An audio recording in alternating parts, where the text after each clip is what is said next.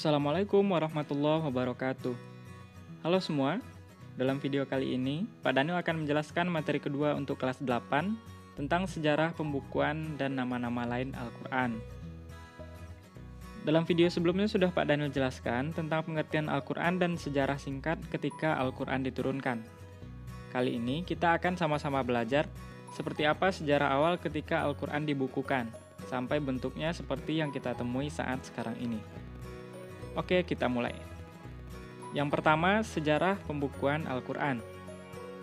Dalam video sebelumnya sudah Pak Daniel sampaikan bahwa Al-Quran itu pada saat diturunkan ada yang langsung dihafal oleh para sahabat, ada juga yang ditulis. Ada yang masih ingat apa saja media yang digunakan oleh para sahabat untuk menulis? Coba stop dulu videonya dan tulis di komentar apa yang kamu ingat. Sudah ditulis? Oke. Ya, kamu tadi sudah tahu bahwa para sahabat dulu menulis ayat-ayat Al-Quran menggunakan media yang mereka miliki. Nah, dalam video ini kita akan mempelajari seperti apa Al-Quran itu sampai bentuknya seperti yang kita temui sekarang ini. Pertama, pembukuan Al-Quran pada masa Nabi. Para sahabat yang waktu itu masih belum berani menyatakan keislamannya secara terang-terangan, selalu datang ke rumah Nabi pada malam hari. Di sana, mereka mendengarkan ayat-ayat Al-Quran yang dibacakan oleh Nabi kepada mereka. Setelah itu mereka hafal, tulis, dan pelajari dengan sungguh-sungguh, lalu mengajarinya kepada orang-orang lain secara sembunyi-sembunyi juga.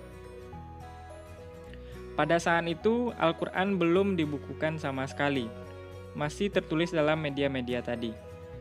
Kedua, setelah Rasulullah wafat. Saat kekhalifahan dipimpin oleh Abu Bakar As-Siddiq, terjadi perang Yamamah yang menelan cukup banyak korban dari kalangan penghafal Al-Quran. Melihat kejadian ini, Khalifah menjadi khawatir jika kejadian ini terus terulang, maka tidak akan ada lagi penghafal Al-Quran yang tersisa. Oleh karena itu, Khalifah memerintahkan para sahabat untuk mengumpulkan Al-Quran dari para penghafal dan penulis Al-Quran, kemudian disatukan dalam satu mushaf. Mushaf ini kemudian disimpan oleh Hafsah, istri dari Abu Bakar As-Siddiq. Ketika kekhalifahan dipegang oleh Utsman bin Affan, ia meminta mushaf yang disimpan oleh Hafsah tersebut untuk disalin ulang dan digandakan menjadi beberapa mushaf. Penulisan mushaf ini dipimpin oleh Zaid bin Sabit. Setelah penulisan mushaf-mushaf tersebut selesai, Khalifah Utsman bin Affan memerintahkan agar mengirimkan mushaf tersebut ke beberapa tempat, yakni Makkah, Suriah, Kufah, dan Basrah. Semua mushaf ini dinamakan dengan mushaf imam. Yang kedua, tentang nama-nama lain Al-Quran. Al-Quran memiliki nama-nama lain yang diberikan oleh Allah dan Rasul-Nya sebagai tanda bahwa ia memang sangat sempurna. Di antara nama-nama yang tersebut akan kita bahas 6 saja dalam video ini. Pertama adalah Alkitab. Alkitab artinya adalah buku. Kenapa kira-kira dinamakan buku? Karena memang bentuknya seperti buku, yaitu terdiri dari lembaran-lembaran yang disatukan. Penamaan ini berdasarkan Al-Quran Surat Al-Baqarah ayat 2. Yang kedua dinamakan dengan Al-Furqan, yang artinya pembeda. Karena memahami Al-Quran, kita bisa membedakan yang baik dan yang buruk. Penamaan ini berdasarkan Quran Surat Al-Furqan ayat 1. Yang ketiga adalah Az-Zikr, yang artinya adalah pengingat. Karena ayat-ayatnya banyak mengandung peringatan untuk manusia.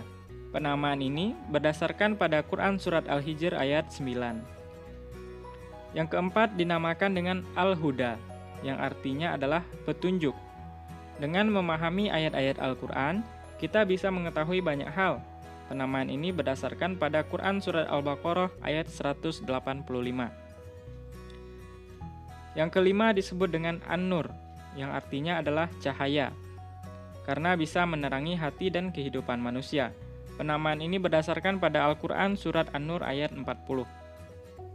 Yang terakhir disebut juga dengan Al-Bayyinah, yang artinya adalah keterangan. Karena ayat-ayatnya berisi keterangan dan penjelasan terhadap banyak persoalan.